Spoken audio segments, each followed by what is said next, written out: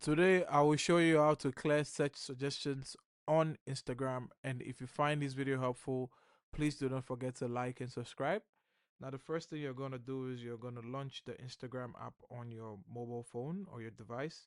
Now, once it's launched, what we're going to do is we're going to click on the magnifying glass that signifies search on the application. Once we click on it, we're going to go to the top where it says search with Meta AI. We're going to click on the bar here, and this is where you can search from. But as you can see, my search suggestions appear below under the recent. Now, what we're going to do is we're going to click on see all, and from here, we're going to click on clear all.